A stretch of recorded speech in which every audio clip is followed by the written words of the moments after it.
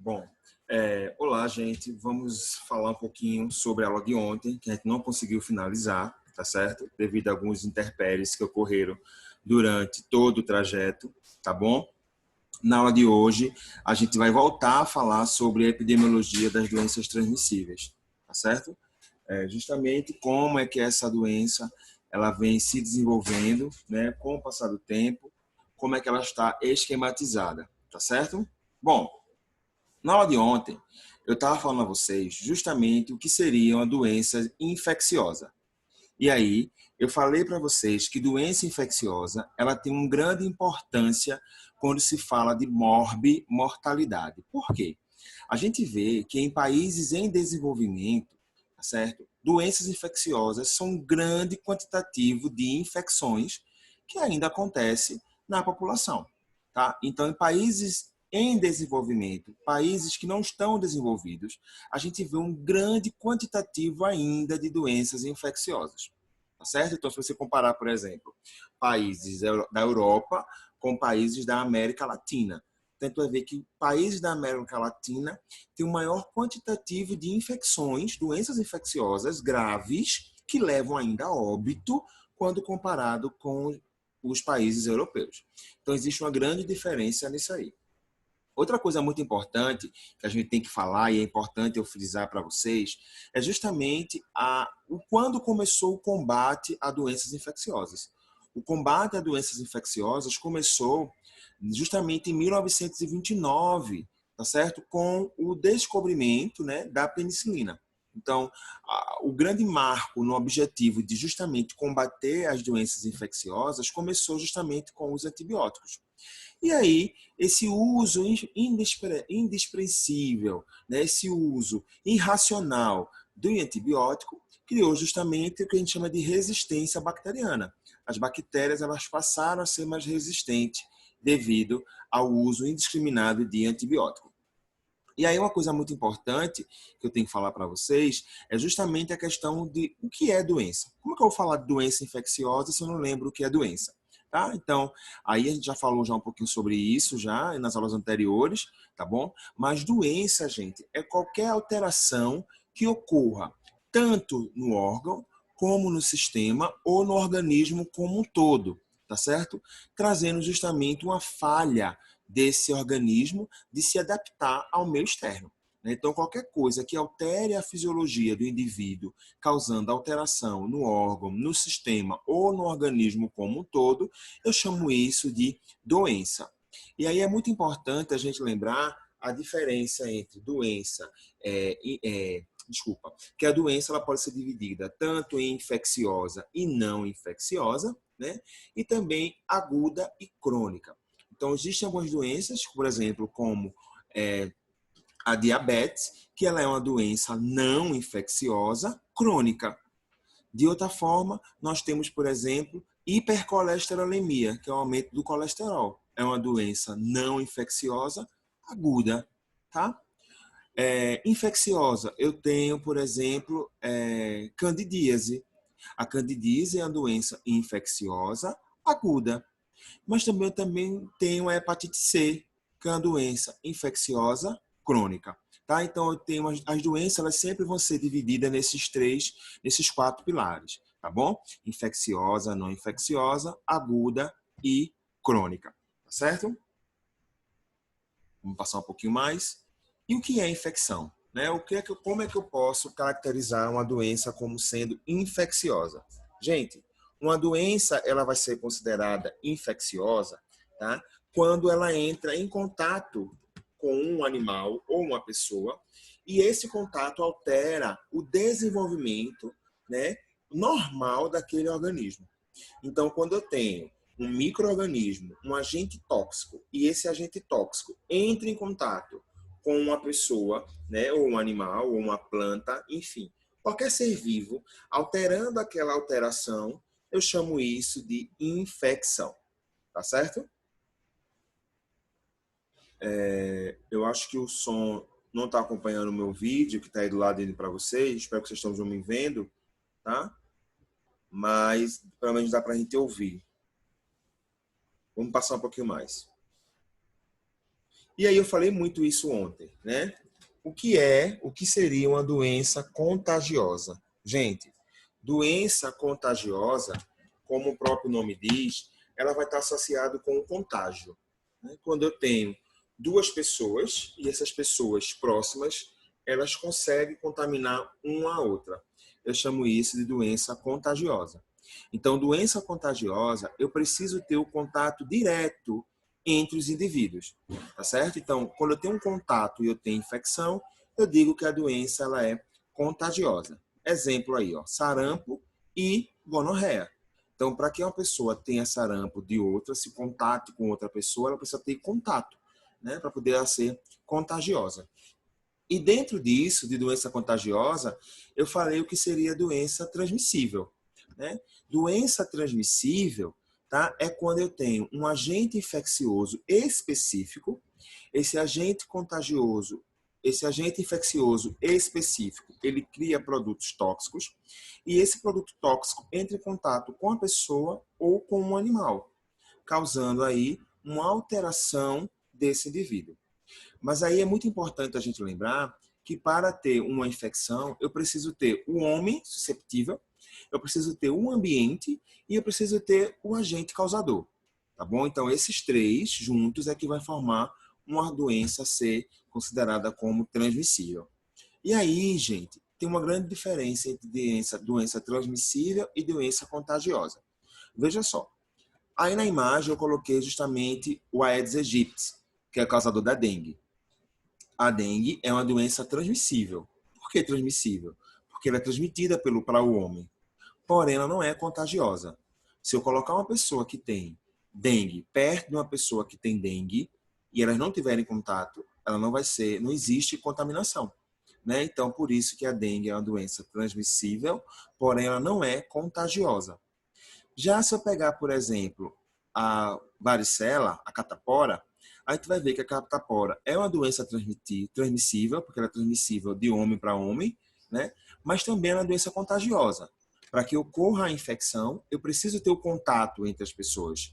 Então, nesse caso, ela passa a ser contagiosa e transmissível. Tá bom? Então, a gente tem que entender justamente como é que funciona o trâmite da doença, como é que a doença ela vai se comportar, para poder a gente classificar ela como sendo contagiosa ou sendo transmissível. Então, olha, formas da doença infecciosa, tá certo? A doença infecciosa, ela pode estar na forma de manifesta. O que é aquela forma manifesta? É aquela forma onde a pessoa está apresentando os sintomas da doença, indica mesmo que a pessoa está doente, então são sintomas manifesta. Pode ter os sintomas, pode ter na forma inaparente. O que é a forma inaparente? É aquela forma onde o indivíduo ele está infectado, porém ele não apresenta sinais e sintomas. Pode estar na forma latente, né? O que é a forma latente? É aquela forma onde o paciente ele está infectado, ele pode passar 5, 6, 7 anos sem sentir os sinais e sintomas, porém ele já pode ser considerado como uma fonte de infecção. Tá certo? Então a gente tem aí, por exemplo, o vírus do HIV, como eu falei antes para vocês.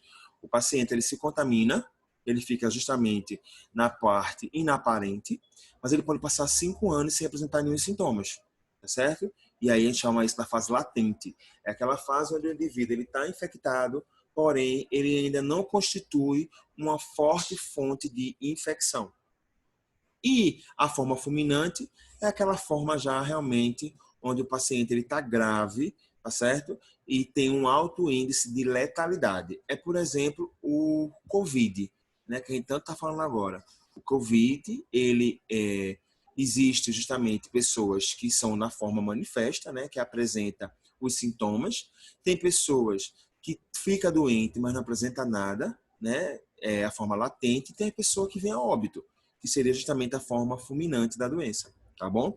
Então a gente tem essas classificações em todas as doenças infecciosas. E aí temos algumas coisas muito importantes para falar na doença infecciosa, tá certo? A primeira coisa, que até falei ontem para a gente corrigir aí, é o período de incubação. O que é o período de incubação? O período de incubação, minha gente, é aquele período em que o paciente ele está doente, tá certo? Porém, ele ainda não apresenta sinais e sintomas. Então, o paciente se infectou, mas ele ainda não apresenta sinais e sintomas que indiquem que ele tem aquela doença. Isso não quer dizer que ele não possa transmitir, não. Um paciente que está no período de incubação, ele pode também estar transmitindo doença, tá certo? Então, aquele período em que o paciente ele se contaminou até apresentar os sinais e sintomas, eu chamo esse período de incubação. E o que é o período de transmissibilidade ou período de transmissão? É justamente aquele período onde o paciente ele está transmitindo a doença. Tá? Então, existe uma fase naquela doença, existe uma fase naquela infecção, que é a fase que ele vai estar transmitindo. Essa fase que ele está transmitindo, eu chamo de período de transmissibilidade ou período de transmissão, tá certo? E aí o indivíduo, ele vai infeccionar de uma pessoa para outra, tá certo? Bom, também falamos isso ontem, né? A diferença entre doenças quarentáveis e doenças de isolamento. Doenças quarentáveis são aquelas doenças em que o paciente ele fica isolado no período de incubação. Então, antes de apresentar os sintomas, ele já está isolado, tá certo? Então, é aquele período que a gente não sabe se ele está infectado ou não. Então, a gente já deixa já ele isolado. Aí chamamos de doenças quarentáveis. Deixa eu me sentar aqui um pouquinho que eu estou em pé e está doendo minhas costas. Deixa eu me organizar aqui. Nossa. Bom, já uma doença de isolamento é aquela doença em que o indivíduo ele fica isolado num período de transmissibilidade da doença. Tá? Então, existe essa diferença. Doenças quarentáveis, o indivíduo ele é isolado, tá? Ele entra em estado de isolamento já no período de incubação. Então, antes de ter a confirmação do paciente estar doente ou não, de ter feito um exame ou não, ele já é isolado. E aí eu chamo isso de doenças quarentáveis, como a cólera, a febre amarela, o Covid, como a gente está falando agora, tá certo?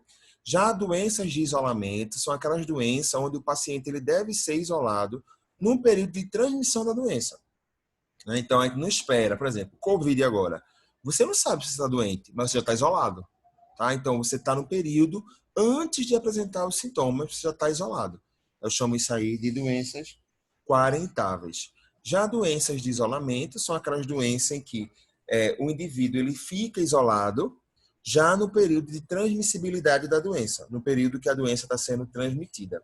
Tá certo? Então, existe essa diferença aí. Doenças quarentáveis e doença de isolamento. Bom, tem alguns termos muito importantes que a gente precisa falar sobre o agente patogênico. O que é o agente patogênico? O agente patogênico é aquele que causa a doença, tá certo? Então, tem alguns termos que a gente precisa falar bem direitinho sobre os agentes patogênicos. Por favor, pegue aí o papel e a caneta para escrever bem direitinho isso aí, tá certo? Que eu vou pedir na prova de sexta-feira já. Por sinal, gente, a nossa prova de sexta-feira, né? A nossa prova de sexta-feira, ela vai estar muito voltada para a gente falar sobre a aula de hoje, né? Que são doenças infecciosas, e a gente vai falar sobre tuberculose e hanseníase. Amanhã é quinta, né? Não, então não dá. Então vai cair só isso mesmo na prova de sexta, tá certo? Tuberculose e hanseníase, vou deixar na próxima prova da gente, tá certo? Então a prova da sexta-feira da gente, a gente vai falar justamente só sobre esse assunto, que é a aula de hoje, tá certo? Que são doenças transmissíveis. Então, vê só. Como é que ocorre as nossas patologias, as propriedades bioagentes dos patógenos? Isso é muito importante para a gente entender, eu quero que vocês tenham isso bem diferenciazinho na cabeça de vocês. Olha, infectividade. O que é infectividade? Infectividade, gente, é a capacidade, né? Anota aí direitinho. É a capacidade que o agente causador tem de infectar. Por exemplo, quem é mais fácil de infectar uma pessoa? Um vírus ou um fungo? Um vírus. Então, os vírus, ele tem uma alta infectividade. Já os fungos têm uma baixa infectividade, porque eles infectam menos do que o vírus. Tá certo? Então, aí, a gente está falando de infectividade. Outra coisa também que a gente tem é a patogenicidade. O que é a patogenicidade? Patogenicidade vem dizer do poder de causar doença. Por exemplo, sarampo e poliomielite. Quem é mais provável a você ver casos? Sarampo ou pólio? É mais fácil a gente ver sarampo. Então, sarampo tem uma alta patogenicidade. Já a pólio tem uma baixa patogenicidade. Certo? Então, quanto mais doença, quanto maior a incidência de uma doença em uma determinada região, em um determinado local, eu tenho uma alta patogenicidade. Tá certo? Então, doenças que têm uma alta incidência, ela tem uma alta patogenicidade. Virulência, né? A virulência, ela está associada justamente à causa óbito, certo? Quais são as doenças que podem levar ao óbito do paciente? Tá certo? Então, virulência tem a ver com esse poder de tornar a doença fatal, tornar a doença grave. Por exemplo, entre sarampo e raiva. Eu não vejo muitos casos de raiva. Então, raiva tem uma baixa patogenicidade. Porém, todo mundo que tem raiva morre. Então, a raiva, apesar de ter uma baixa patogenicidade, tem uma alta virulência. Ou seja, ela mata muito. Tá certo? Então, patogenicidade está associado com os casos, a quantidade de casos que eu tenho daquela doença. Virulência está associado com a capacidade de tornar a doença um estado de óbito. Dose infectante. O que é a dose infectante? É aquela dose mínima, certo? Que eu preciso administrar, ou que o vetor, ou que o micro-organismo ele precisa entrar no indivíduo para poder causar a infecção. Por exemplo, tem aí o texto. Ó. A picada de um único mosquito infectado pode introduzir em pessoas susceptíveis cota suficiente de parasitas capaz de iniciar o ataque clínico da malária. Então, apenas uma picada do mosquito da malária já produz a malária. Porém, na filariose, eu tenho que ter um aumento maior de picada, tá certo? Então, a quantidade de inoculação da filária, ela tem que ser muito maior para que possa produzir um estado clínico no paciente, tá certo?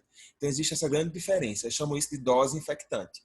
Então, dose infectante é aquela dose que eu preciso administrar ou que o agente precisa inocular no indivíduo para que cause um processo de infecção, tá bom? Então, é grande diferente isso. Então, veja, isso está muito associado, gente, é muito importante lembrar isso, isso vai estar muito associado com a virulência da doença. Quanto maior for a minha virulência, né, quanto mais grave for aquele agente patogênico, menor, vai ser a dose infectante.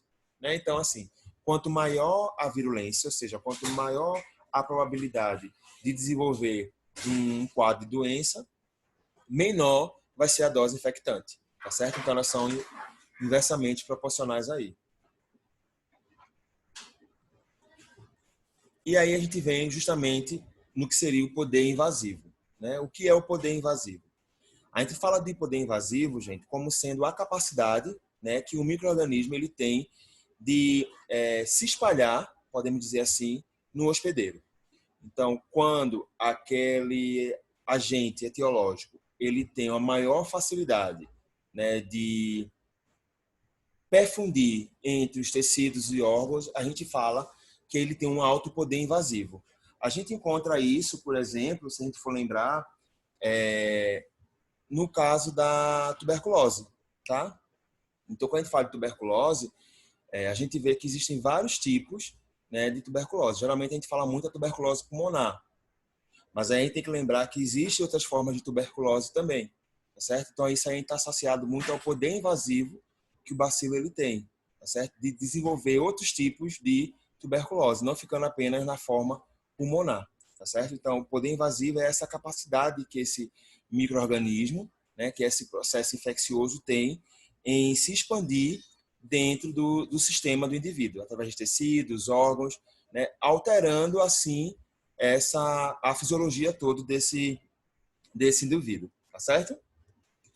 E aí, dentro dessa questão do poder invasivo, da virulência, né, a gente tem que lembrar também da imunogenicidade.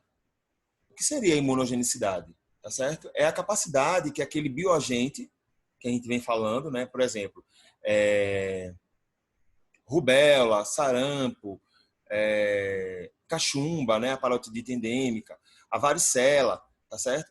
Então, a capacidade que esse agente tem de produzir imunidade no hospedeiro, tá bom? Então, a imunogenicidade é a capacidade que aquele bioagente tem de levar imunidade, né, de induzir para que o hospedeiro ele tenha toda essa condição imunológica. E aí a gente tem que lembrar lá daquilo que a gente falou lá em clínica médica, justamente através de toda aquela cascata, né?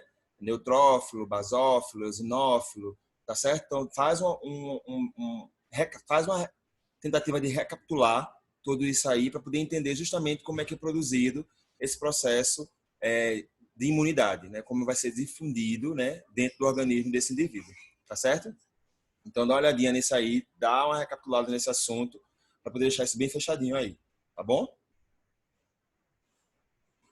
Bom, depois que a gente falou do agente, né, de todas as características do agente, a gente tem que lembrar e falar um pouquinho também do hospedeiro, né? Quem é esse hospedeiro que está susceptível a ter um processo de infecção, né? Então, como é que a gente vai classificar esse indivíduo, né? O que seria um indivíduo susceptível, não infectado, resistente, né? O que seria um indivíduo suspeito de um caso, o que seria um indivíduo portador de um agente, né? Então, qual a diferença entre eles? Vê só, a gente diz que o indivíduo ele é susceptível ou indivíduo infectável é aquele indivíduo que tem um risco, né, que tem a possibilidade de desenvolver ou de contrair um processo de infecção, tá certo? Ou uma infecção. Então, indivíduo susceptível é aquele indivíduo que tem uma capacidade. Então, por exemplo, a gente falando agora da dengue, para não falar tanto de Covid, que a gente já falou bastante já sobre isso, né? Então, veja, todos nós somos indivíduos susceptíveis.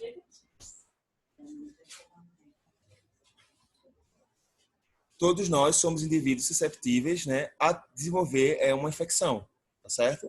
Então, aqueles indivíduos que têm a probabilidade de adquirir, né, um processo infeccioso, desculpa, gente, aquele indivíduo que tem um risco, tá, que está exposto a um quadro ou uma aparente infecção, a gente chama de indivíduo susceptível. E o que seria um indivíduo resistente?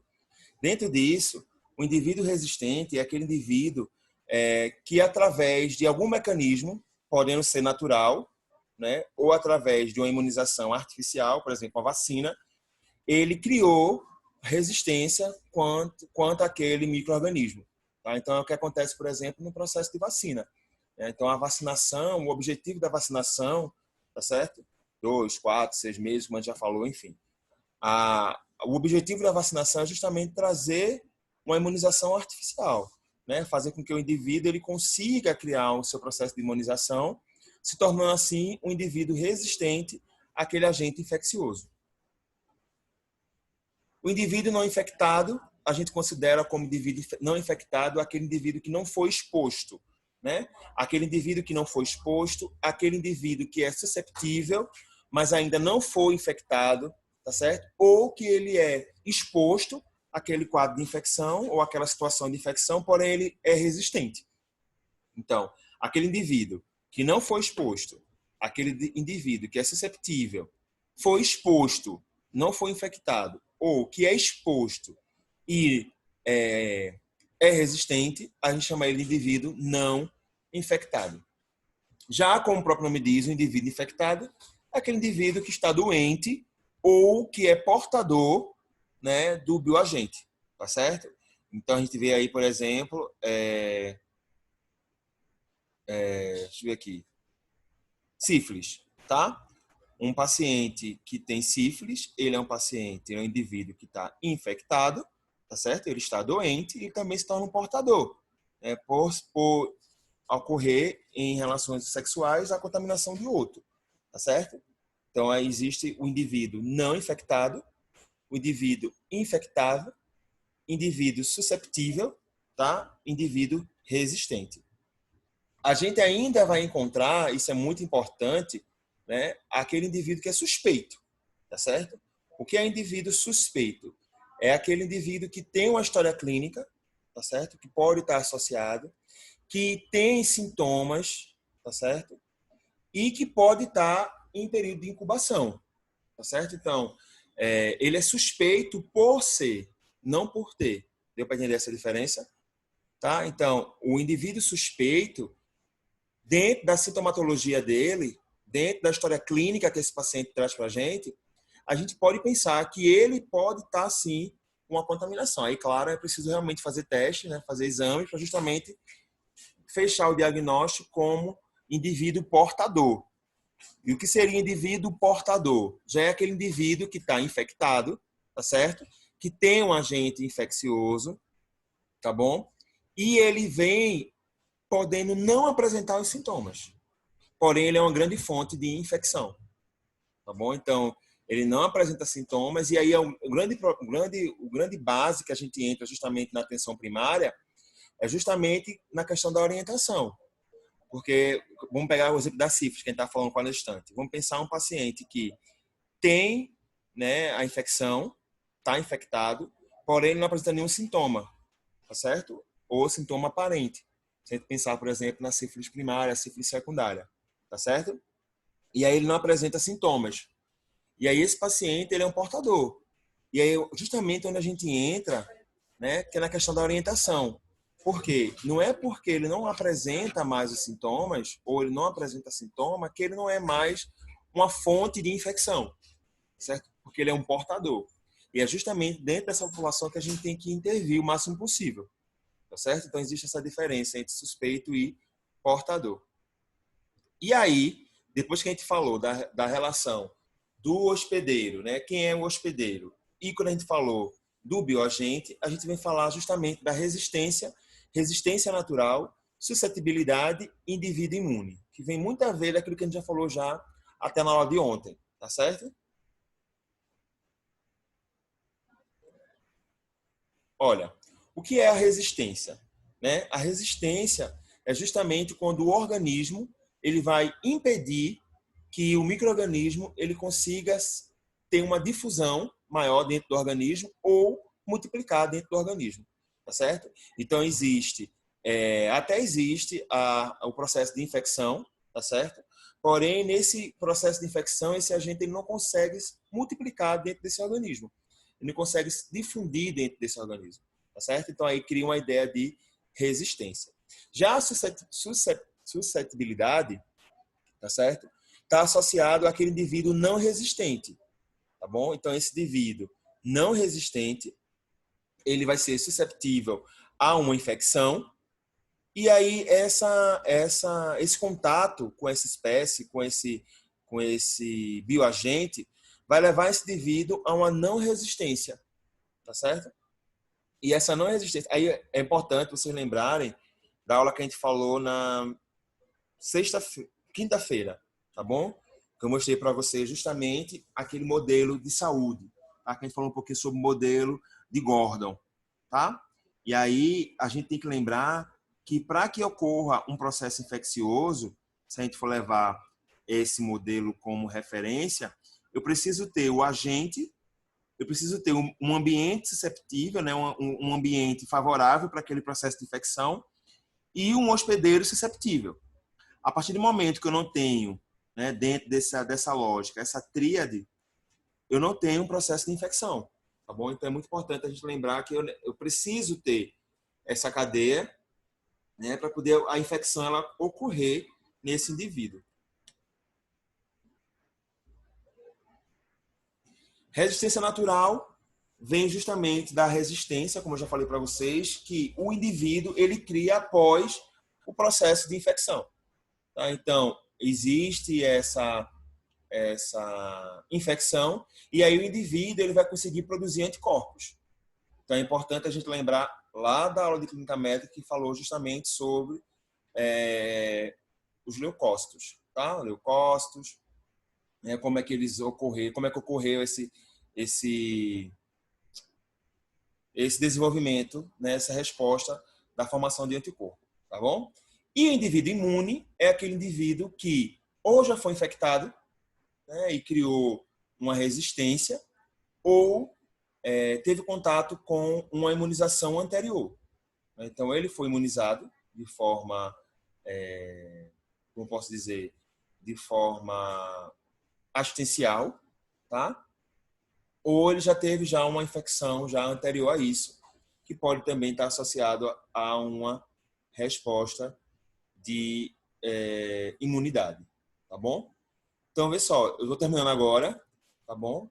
E aí, quando for daqui a 40 minutos, eu abro o link para que a gente converse, tá certo? Se tiver alguma dúvida, pode chamar lá, que a gente vai tirando essas dúvidas juntos, tá bom? Abraço, até mais tarde.